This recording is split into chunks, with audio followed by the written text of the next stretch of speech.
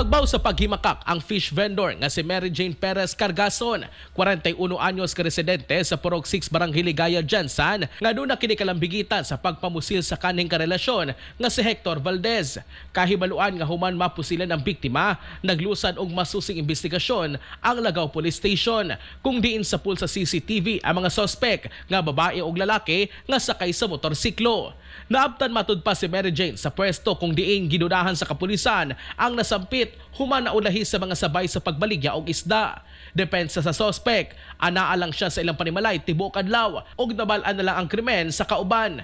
Naulahi usab kini sa pwesto tungod gihulat matud pa ang mga baligya. Wala gani ko'y sir, wala jud ko'y idea kung anong ako yung ginatudlok. Wala man ko'y jud ko'y idea pud ba?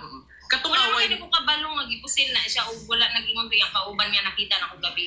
Wala man sir, dugay no, wala magkita mi wala man pud may debate sir. Nalibog lang ko kay nganong gi-pick up ko galit didto nga. Wala man pud ko kabalo sir nganong gi-pick up ko.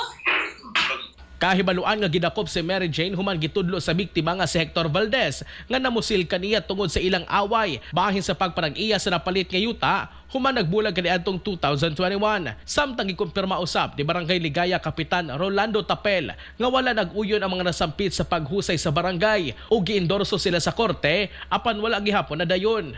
Ngato gid sila sa barangay, nakabot gid sila diri para maulagin na sila yung mga conjugal nga property nga dapat nila ayoson, no?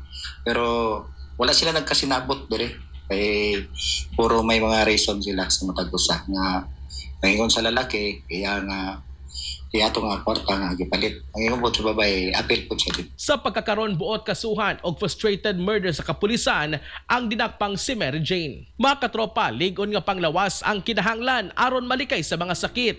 Tumarna sa Santon Plus Gold. Alang sila kay usab Pilipino para sa Pilipinas, kini si katropang Philip Olegario, ex-FM News.